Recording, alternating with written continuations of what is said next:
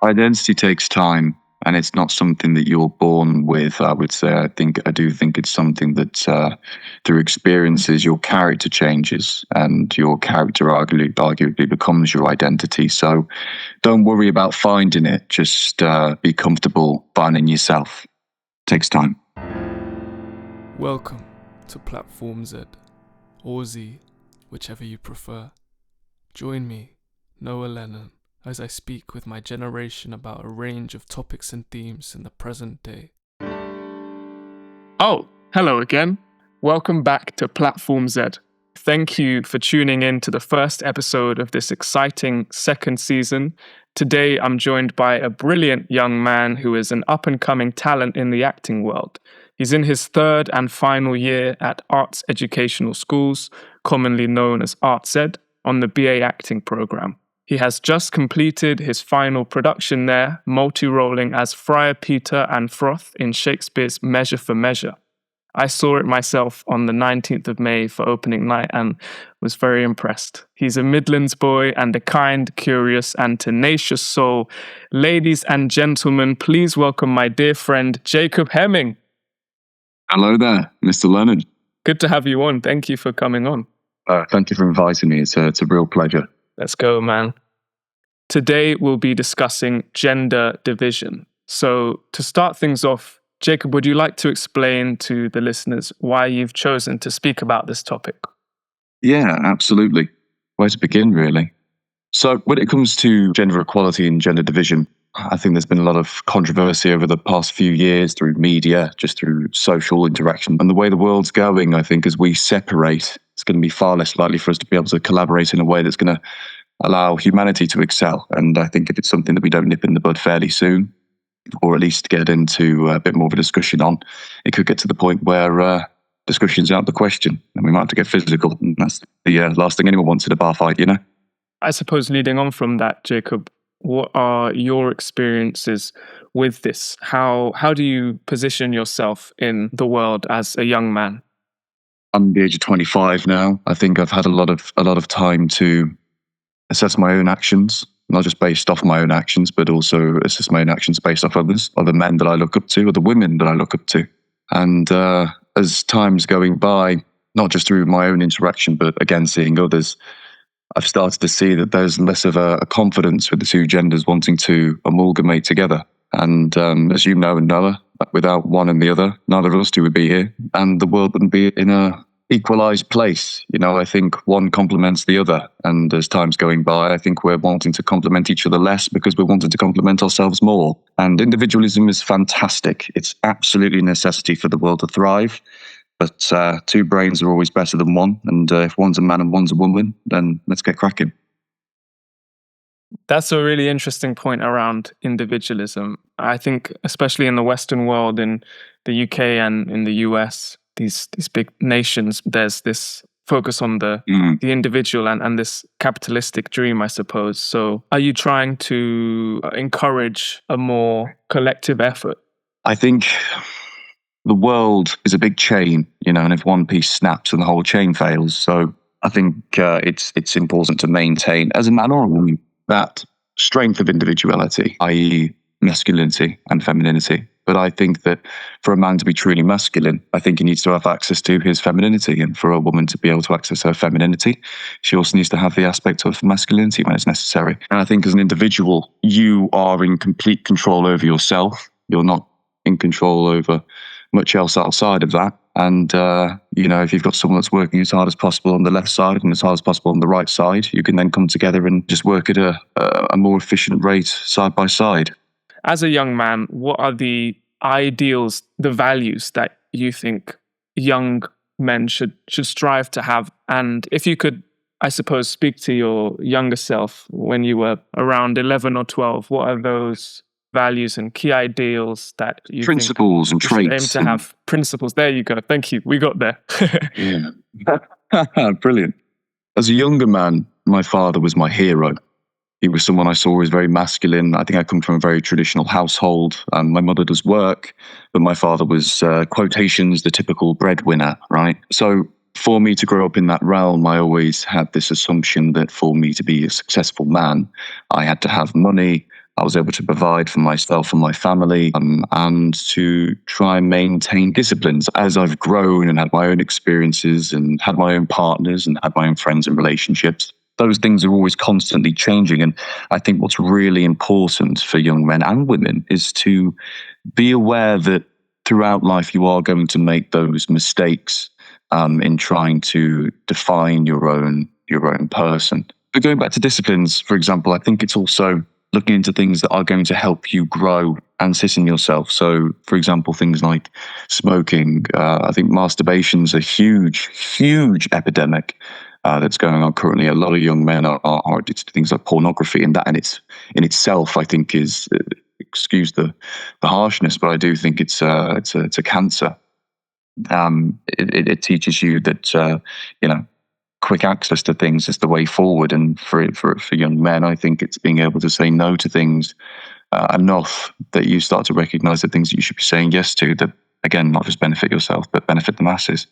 On that note of the romantic side of masculinity and femininity, when we talk about relationships, and as you mentioned there, pornography, which is, I agree, it's a disease that's really spreading across young men. Where do we go forward? How do we ensure that we can find healthy relationships? And I suppose what consists of a healthy romantic relationship between a man and a woman nowadays? What are the boundaries that we should have with each other? Great question. I think media has distorted and warped the idea of what relationships are massively. We now look at masculinity as not necessarily traits and principles, but as things that we can see, things that we can touch, things that we can get stimulated by instantly. He's tall, so he must be masculine. He has muscles, so he must be masculine. He has a low voice, so he must be masculine. He has a beard, so he's masculine. And it's very base level, very base level. I think a lot of masculinity is actually an energy. It's an energy that you exude from yourself. I say to people all the time, I've met 30-year-old boys and 18-year-old men. It's not an age thing. It's not a physicality thing. It's not an instant stimulation. It's something that something you have to harness and again grow as an energy or as a mantra. Relationships as well. I think people need to understand that they are far from perfect, but that is what makes them, in a sense, perfect. You have to be able to entirely give yourself over to someone. You have to be vulnerable. And again, vulnerability, I think people sit back and think is a feminine trait. Men don't cry. I attack that statement entirely. I'm someone that's, I'd say, strong and sturdy in myself. But, if I walk past a woman on the street holding a child, or I'm aware that she's pregnant, that brings tears to my eyes. It brings a joy. It brings a sense of comfort. You can be so overjoyed for someone that it releases that. And I don't think that's something that we should be hiding. I think it's also about things like active listening, being able to communicate with someone. 70% of our communication is through physicality. It's not even through the vocals, I think, again, that's another discipline. And I don't think that's something that's necessarily taught to young men or to young women. I do think there's different, I don't want to say there's different roles, but I do think that we have different ways of accessing the world, different ways of understanding the world. And I think men and women complement each other. I don't think one's good for one thing and one's good for another. I think that there's a bit of a yin and a bit of a yang that goes on. Through that acceptance, you can start to learn from each other and take on those traits from each other, which I think is going to allow our relationship to truly flourish. What's your thoughts? I know we've had conversations outside on relationships and those also experiences and how that's allowed us to grow, to take new disciplines and new learnings into the next relationship. Yeah, well, thank you for asking. I mean, I think social media is a very bad place. I think you have to be really careful on how your image is put out on social media, because if I spend months and months with you and hours with you every day, and we go our separate ways, then I don't want to see you in a different space. I want to see you in a physical space. I can't connect with that digital space. And I can't do anything with a picture on social media of you. That doesn't make me feel any closer to you. That only draws me further apart. But that's just my personal feelings on it. You had a great point earlier on media and how media is really, really impacting negatively our relationships and our thoughts on relationships, pre-notions on who we want to be attracted to, who we want to connect with, who we want to idolize even. The best things happen. Yeah, Brian. I'll say that. And yeah, over to you.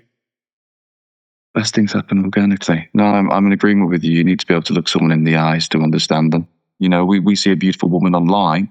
And again, because we're now so overly stimulated by the simple, quick things that we can grab, the quick physicality and the stimulation of that.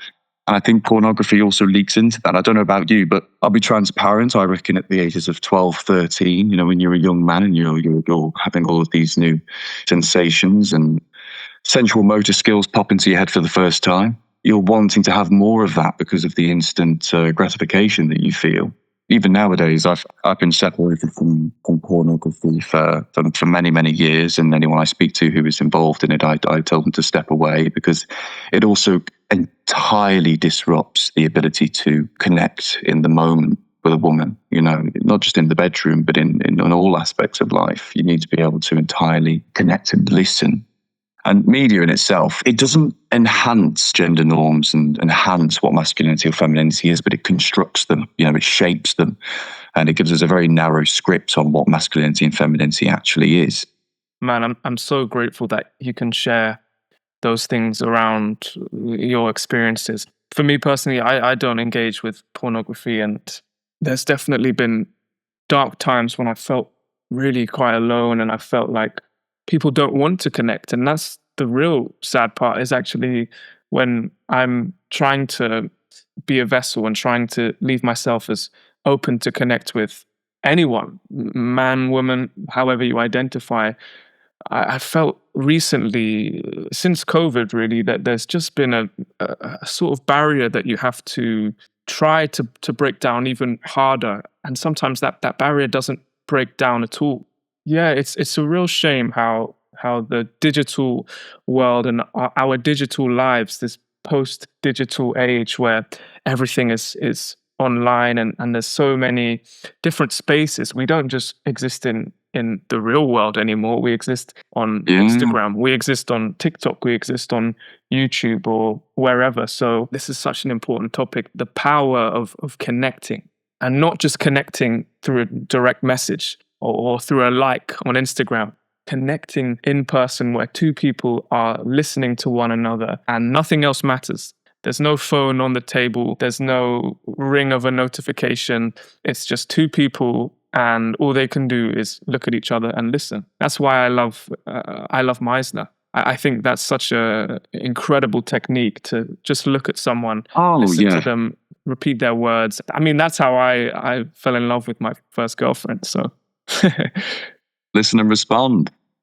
Yes, exactly. Absolutely. Exactly. There was something that you just mentioned in there, which I think would be useful to jump onto, which is actually boundaries. I think being able to set boundaries like, well, no, if you're dating me, you're not dating all these other people. It creates a trust. But I think a lot of people nowadays think that boundaries are it's like, I've seen all these ridiculous memes and things. I say these like I'm in my 40s. I'm not.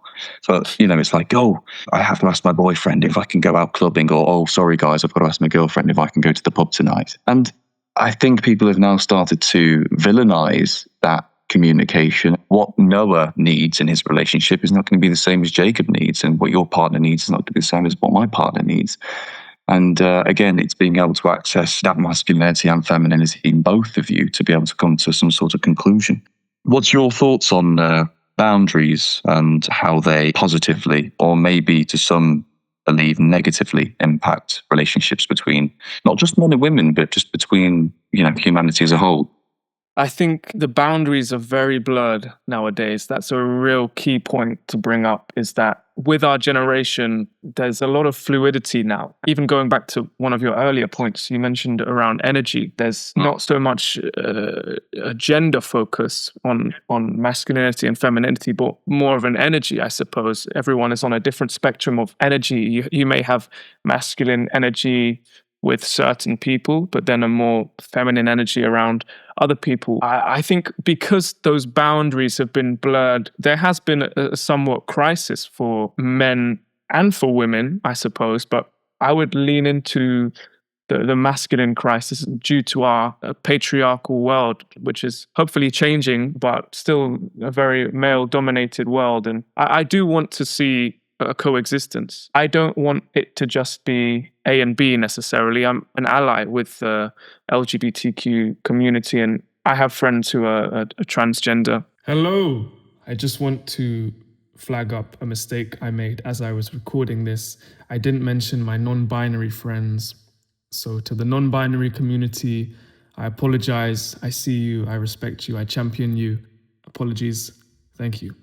I think we are in this era of learning how to coexist with these different things because, yes, the boundaries have been blurred. And yes, our generation has brought so much fluidity and has really challenged these traditional ideas around what is gender and these traditional constructs that no longer serve us. And I think it's a really powerful thing to do for our generation to really step up and say, hey, actually, this is outdated. I think we should move to a more progressive idea of this. It's always good to challenge and always good to speak out when you think things aren't right, but also acknowledging that you're still learning, and ourselves as a generation, as young people, need to work things out for ourselves with respect to how other people have worked things out for themselves. I would talk about this for so much longer, but I'll move on to the final question for you, Jacob. What's your message to those young men or women who are struggling with their identity? What would you say to those people? Identity takes time, and it's not something that you're born with. I would say, I do think it's something that through experiences, your character changes, and your character arguably becomes your identity. So don't worry about finding it. Just be comfortable finding yourself. It takes time. Chef's kiss. Thank you. What a way to finish. Okay, Jacob, we're going to move on to the Platform Z quickfire questions. Are you ready? I'm ready. Quickfire. I've got my helmet on. What was the most recent thing that inspired you? There was a young lad I knew, a friend of mine. His cousin had an incident many years ago. A young lad called Matt. Typical Midlands life, and unfortunately, at the age of 13, he had an incident where he lost circulation to his throat, and it caused an oxygen sort of overload. And it, in a sense, in a similar way of putting it, gave him a form of mental disfigurement and physical disfigurement, almost in the sense of like a cerebral palsy-esque kind of way. He recently did a rather large marathon to gain awareness of that sort of incident, and he completed it with flying colours. And then he released a book, which I do have here. I was looking for it earlier. So it's called "Learning to Balance in a Wobbly World" by Matthew Humphreys, and I'll read the back of it. So with dyslexia and a brain injury, you'd not expect many people to write a book, but Matt has.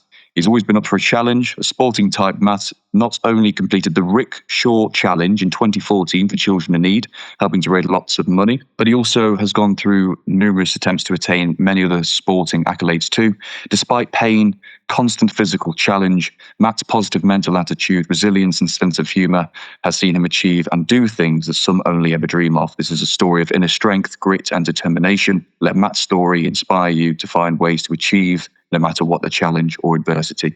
The book's writer's source, it's absolutely fantastic. I've given it a read myself. I'm very lucky. I've got a signed one here from Mr. Humphreys. But for those that are maybe going through a severe challenge mentally or physically, I would really recommend the book. He gave it to me after I broke my back last year. The injury was chaotic, and I was very close to being in a very similar position, if not arguably worse. And reading this just really allowed me to get back onto my feet. So, really powerful stuff. Wow. That will be linked in the description. You guys can check that out there. That's our first book recommendation on Platform Z. So thank you, Jacob. Fantastic. It's a good one. Next question.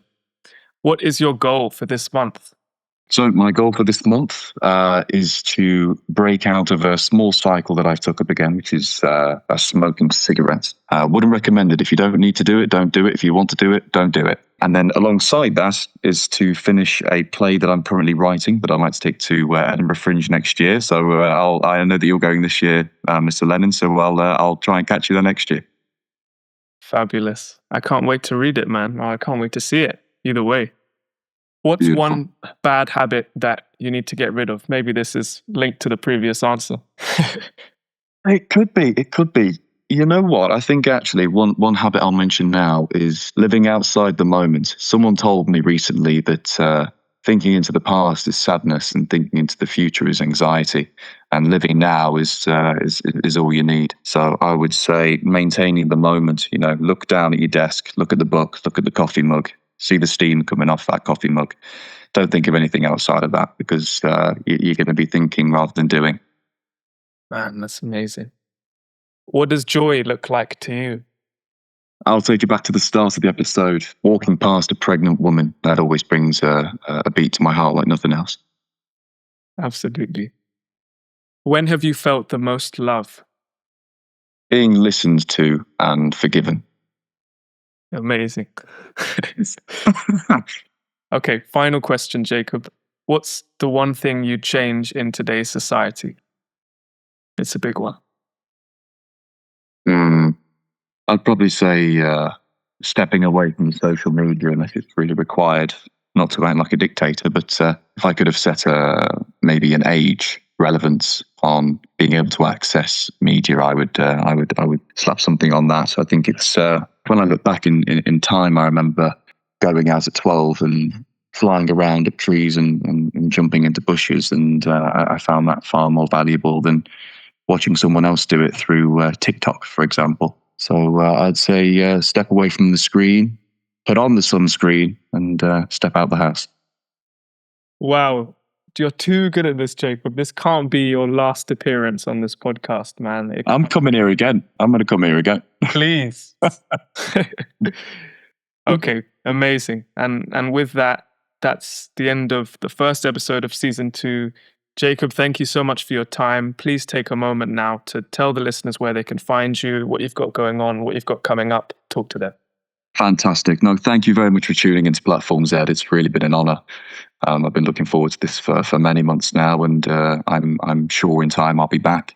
It's always wonderful having a conversation with you, Noah. You're so prepared. You are arguably one of the most interesting men I've met so far in my time, and you're someone I'd like to keep in my circle. If you'd like to see me jump on the stage anytime soon, I'm very lucky in the sense of working with my beautiful partner, who's also an actor, Laura Kaitani, who's in her final year of Oxford. We've just come to a close on that. And we'll be performing on the 6th and 7th of August at the Etc. Theatre during Camden Fringe in Hello Goodbye by Peter Souter.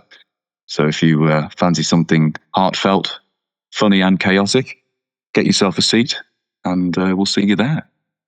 Incredible. Londoners, that will be linked in the description. Make sure you check it out. I know I'm going to be there. So yeah, get down.